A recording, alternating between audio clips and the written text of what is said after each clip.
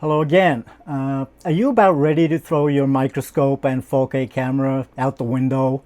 For some reason, you can't get the same image on the camera that you've seen through the eyepiece, and when you do, you can't get it in focus. Well, stick around and I'll talk you through how to get all this stuff working just great. Hi, my name is Bob Walder, and today's video is all about the microscope and the 4K camera and getting the two working together. If you were here for the first in the series of these videos, you'll have seen me set up the microscope and get it working perfectly parfocal. So we were getting the optimum focus throughout the zoom range. On the second in the series, we reviewed the 4K camera and installed that and showed how it was capable of getting perfectly sharp pictures and videos, but you needed some extra hardware to get it to work. And in that particular video, it was just a product review, or mainly a product review. So getting that working was beyond the scope of that video, and that is what this video is all about. So today we're going to look at what happens when you put the camera on the microscope on its own. That's a real quick demo. I have, rather than actually give you video from the camera, I have it set up so my HDMI monitor is on the second camera. So as I'm doing this, you can see what's going on. So right now, as you can see, there's not a lot. We have a watch movement under there, and in the microscope, that watch is filling almost the entire field of view, but you can see the entire watch movement. On the camera, we cannot, even if we were to mount that directly on the microscope there's no way we can get that in focus. And the reason is very simple. The field of view on this microscope is in the 22 to 38 millimeter range, and this little sensor on this camera is only 1/1.8. So you need to reduce the size of the image from the microscope to feed it into the camera in order to be able to get any image at all, and certainly an image that's in focus. When I started on this, I was total noob, and I hunted around YouTube for videos, and there weren't many that actually gave you a definitive answer of how to go about this. And I ended up, you can see here, I have 3 adapters in front of me. This is not the only 3 I bought. I must have returned 4 or 5, and these are the 3 that I kept, and I will explain to you what each one of them does. First of all, if you're out there on the interwebs and you're hunting around for advice on this, the majority of people seem to say, whatever your size of your Barlow lens, match it with the reduction lens for the camera. So I have a 0.5x Barlow lens, so that was the first one I bought, was a 0.5x reduction mount. This is a CS mount on the top for the camera, and a 38 millimeter mount on the bottom for the microscope. So that was my starting point. Okay, get that, bought that,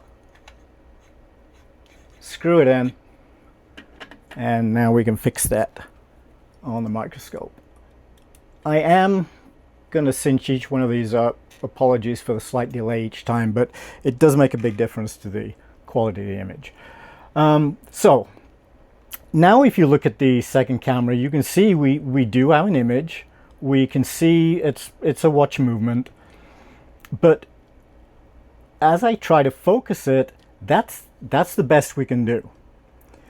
So this is one of the first little gotchas, unfortunately. In order to get this focusing properly, you not only have to reduce the size of the image from the microscope into the camera, you also have to move the camera sensor further away from the focal plane in order to be able to focus it. And we do that with these little spacers. These are CS mount spacers, and this is a 5mm one, and that's all you need. And now we basically moved the camera sensor 5mm further away from the focal plane of the microscope. And now we can get it in focus. So we have a perfectly good image. It's in focus, and not only that, if we get it right, it should stay in focus throughout the range of the zoom. And if you were here for the previous two videos, you'll know how we got the microscope to be parfocal, and if you set that up correctly, your camera will automatically follow the zoom and stay in focus. It needs a little bit of tweaking back and forth, but once you have it, I recommend never move anything again, and you should be good to go. So that's good, right? We're done. Well, we're not, because here's the problem. The reason I got this set up was so that I could do videos for you guys when I'm doing watch repairs. And unless I'm looking to zoom in, this image is not going to cut it. I want to be able to get as much of this watch movement in the field of view as I possibly can. Well, how are we going to do that? Well, it stands to reason that if the 0.5x is not enough of a reduction, we need to reduce it even further. And the next step in your purchasing adventures on Amazon is the 0.35x. And that's this one here. It's still a focusing adapter. If you look real careful on this, you can see that the rear of the lens protrudes just a little from the body of the adapter, but because we have the 5mm spacer on the camera, that actually won't affect anything. It's not gonna hit the sensor or the inside of the camera. So this is 0.35x. We made the image at the camera sensor slightly smaller, so hopefully we can fit in more of the watch movement. And as we bring that into focus, you can see, well, we did. Pretty much most of that watch is now on screen. Unfortunately, when you zoomed all the way out, don't know if you can see this properly on camera, but we have some pretty severe vignetting around the corners. Now, when you start to zoom in, even a little bit, that disappears. So again, depends what kind of images you're after, depends what kind of videos you're looking to make. From my point of view, I would like to be able to fit still more of the watch onto the screen. So here we go again, a new adapter from Amazon. And this time we're going to step down to a 0.3x. And this is about as small as you're going to be able to go, and you will see why in a second as soon as I put this on. Now the problem with the 0.3x is it's the skinniest of all of them. So in order to be able to focus, that rear element of the lens is protruding quite a bit from the back of that adapter. That is still the case even when you put the adapter on. As you can see, it protrudes from the back of the lens.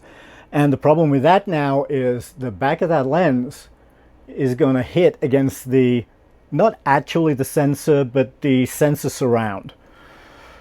So we will see the effects of that when we put this on here. The other problem that we have with this 0.3x, because of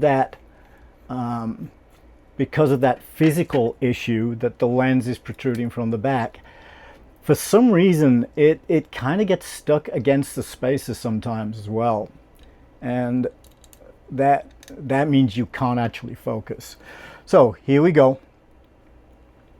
and there it is. It's stuck against that spacer. Okay. As we zoom that out to get it into focus, we now have the majority of that watch movement on screen. So this is the image that I was after in the first place, right? I mean, I've got most of the watch on there. The problem is, now we've got some really severe vignetting. And again, it depends what your aim is with these videos and stills that you're taking from this camera, and whether this is acceptable or not. Do you want to get the entire movement in and suffer from the vignetting, or are you willing to accept a compromise? As we zoom in, we will see. I'm going to try and center this balance cock for you so we can look at the jewel. As we zoom in, if you notice, the vignetting is not going away. So you're going to get some vignetting no matter where your zoom is with the 0.3x. But as you can see, as with the other two, it's still perfectly possible to get everything parfocal, to have the focus precise through the eyepiece and matching through the camera all throughout that zoom range. And that's very important. Again, if you're making these videos for someone else, which is what I'm going to be using it for, I don't want to have to be breaking off from what I'm doing to refocus this every time I zoom in and out. So I want to be able to zoom this and know that what you guys are seeing through the camera is exactly what I'm seeing through the eyepiece. That's it in a nutshell. It seems really simple when you break it down like this, but like I say, there's not a whole lot of information out there as to how to go about this, and it can get real expensive buying these adapters and the spacers and everything else. So at the end of the day, it's a compromise. You can go with the 0.5x and have no vignetting, but have a cropped image into the watch movement.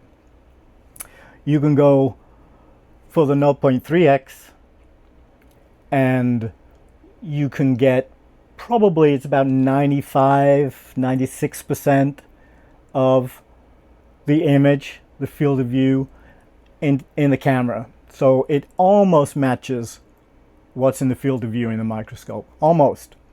And we can get perfect focus. But we have the severe vignetting, and that vignetting does not go away when you zoom in. And the third option is the 0.35x.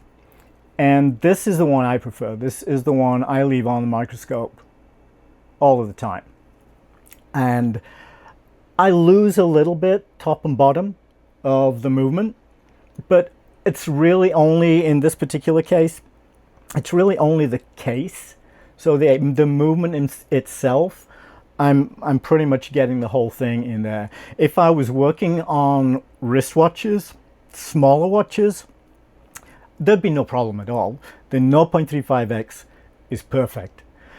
There is a little bit of vignetting when you're zoomed all the way out, but not enough to really spoil the image. And as soon as you start to zoom in even a little bit, that vignetting goes away. So that's your three options. I prefer the 0.3x.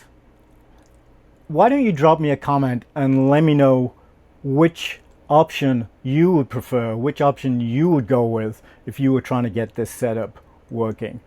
Would you go for the 0.3, 0.35, or 0.5? Tell me which one, tell me why, and I'll be interested to see what you guys have to say about this. So if this is the kind of content you like, then please consider liking and subscribing. I want to make more of these videos for you guys, and very shortly I'm going to be making my first watch repair video, so be very exciting to have you guys follow along with me for that. But until then, have a great day.